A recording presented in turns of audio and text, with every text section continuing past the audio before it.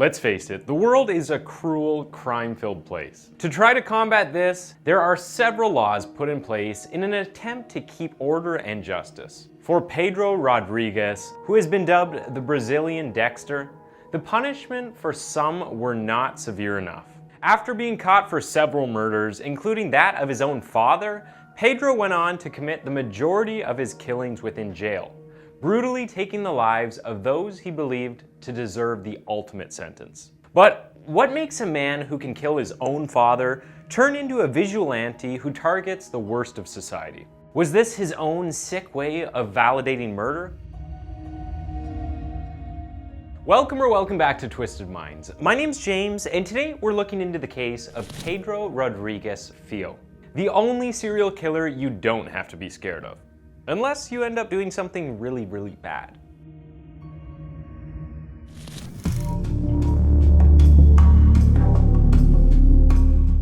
From the day he was born, Pedro grew up in a violent home. He was born in the state of Minas Gerais, Brazil, on June 17, 1954, and often found himself on the receiving end of his father's cruelty.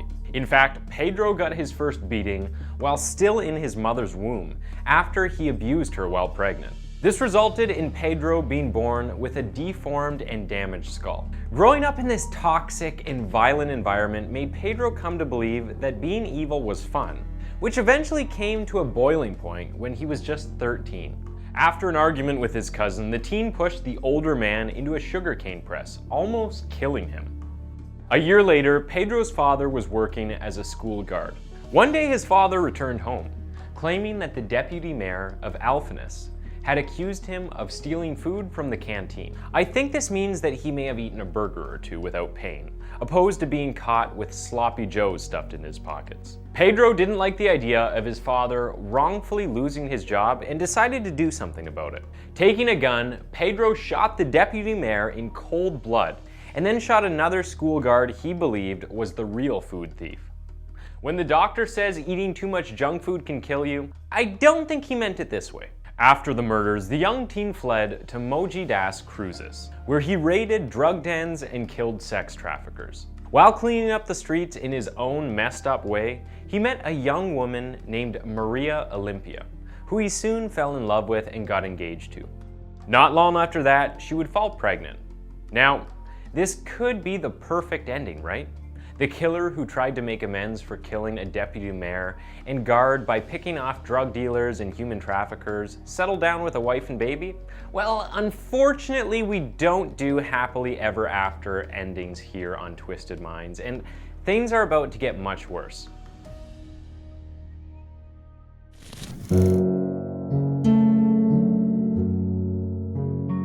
Although Pedro had fallen in love, things weren't peaches and cream. In fact, Maria, who is part of a gang, would ask Pedro to track down and kill enemy gang members. The things we do for love, right?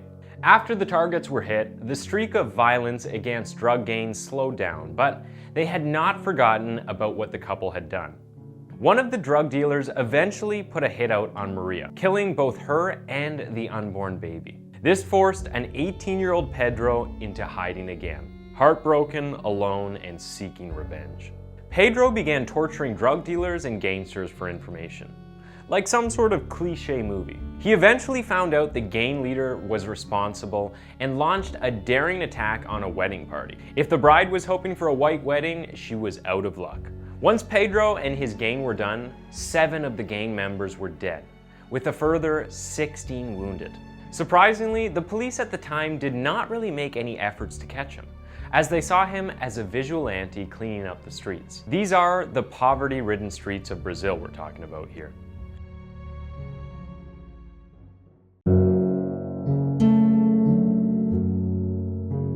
In most cases, Pedro targeted all kinds of criminals, finding them by looking up their names and addresses before brutally killing them in a variety of ways. Although he would try any method at least once, his favorite way of murdering people was stabbing them to death or hacking them apart with blades. When confronting robber João da Costa, he crushed his skull with a blunt weapon, whereas one of his unnamed fellow inmates was decapitated with a knife.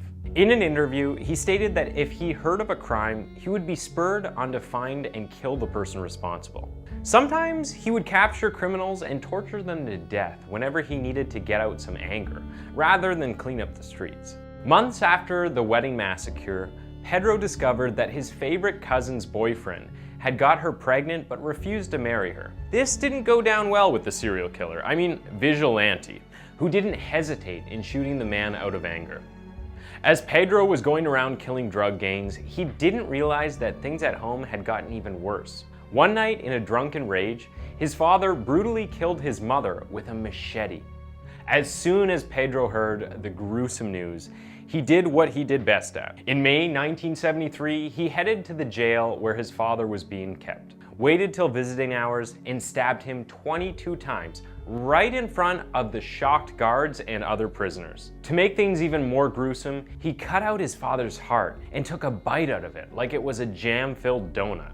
This obviously led to his arrest, and according to news sources, he even managed to kill another prisoner while being transported to another facility after finding out the man was incarcerated for taking advantage of young girls.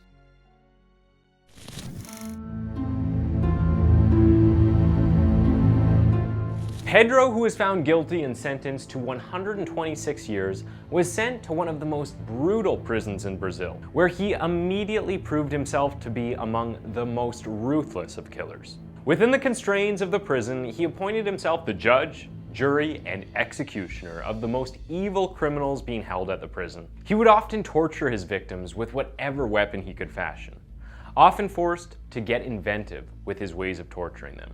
His favorite targets were pedophiles and drug dealers. Word got out around the prison that Pedro was a killer who liked to kill other criminals, which caused many of the prisoners, who you have to remember were some of the toughest and worst men around, to be absolutely terrified of him. When a prison gang tried to take him out, it was reported that out of the 5 men who attacked him on the yard, only 2 managed to run away with their lives.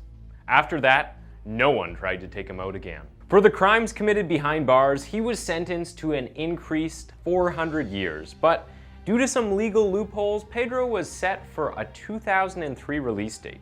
Police did manage to stick an extra 4 years on him for bad behavior, but in 2007, Pedro was finally freed, despite killing 47 people while behind bars.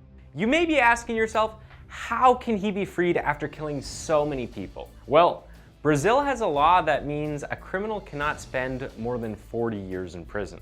Yep, you heard that right.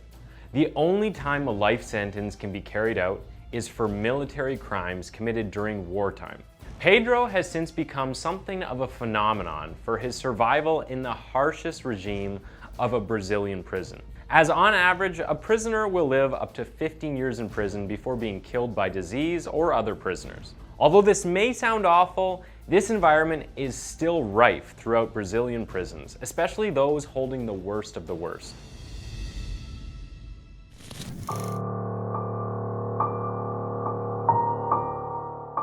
After spending 34 years behind bars, Pedro was freed in 2007 and moved to Fortaleza in the Brazilian state of Ceará. However, his past crimes would soon catch up with him, and he was arrested again in 2011 on new accusations of starting riots and false imprisonment. Police arrested the killer at his new rural home, and he spent a further 8 years in prison. This time around, he kept his killer instinct to himself to prevent spending more time than necessary in a cell. While in prison this time, he sent letters to his new girlfriend, who is also serving time for theft.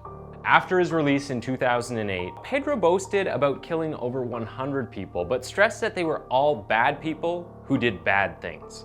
In fact, he even went as far as to say that he had done society a favor by killing the scums. The killer now says he is sorry for his crimes and has since converted to Christianity. He has also written an autobiography where he openly talks about his violent past. Bizarrely, Pedro has since started his own YouTube channel, where he posts clips of interviews and talks about his murderous spree. He has currently amassed a subscriber count of 252,000, with hundreds of people commenting on his videos every day. Can we take a minute to just take that in? One of the worst and notorious serial killers of the 70s now has his own YouTube channel. Don't forget to hit those like and subscribe buttons. It would be criminal if you didn't. And you know what I like to do to criminals. Behind the YouTube channel is a 30-year-old man called Pablo Silva, who is a YouTuber himself and a longtime friend of the serial killer. He is the one who sets up the video subjects as well as doing other tasks to help Pedro out. For example, he buys him clothes and takes him to church. When asked why he helped get Pedro on YouTube, Pablo said, "I had this idea of showing the positive side of Pedro, which many people didn't know. I didn't imagine it would get this far."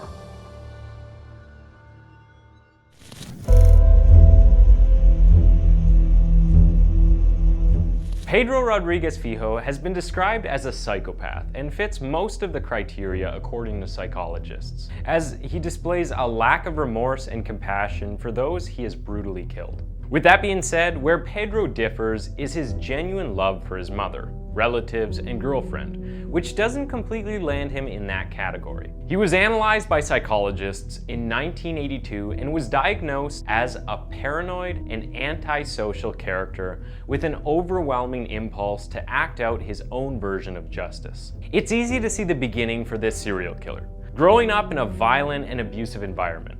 From a young age, he was taught that the way to keep control of a situation or gain power was to be the most violent person in the room. It was this power he got addicted to, and instead of gaining power the same way his father did, by abusing women, he killed off people he thought deserved to die, in a warped form of protection.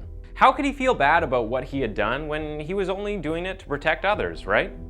Also, it's clear that Pedro often acted out of emotion. When his father was fired for stealing, he lashed out. When the gang members killed his fiancée, he lashed out. And when his father killed his mother, he lashed out. It's clear that Pedro was a product of his upbringing, and that his intent to protect others stemmed from the abuse he saw his mother go through at the hands of his father. In fact, Pedro was reminded of this abuse every single time he looked in the mirror, as his deformed skull could clearly be seen. Something that was a result of a man beating his pregnant wife. Absolutely despicable.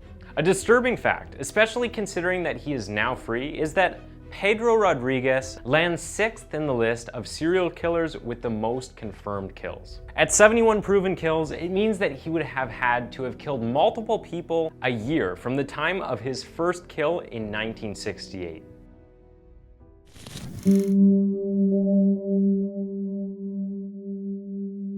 Since leaving prison, the 67-year-old serial killer has supposedly changed his ways, reaching out to troubled youths in order to keep them away from a life of crime and violence. To some people, Pedro is a hero, and to others, he is no better than the criminals he kills.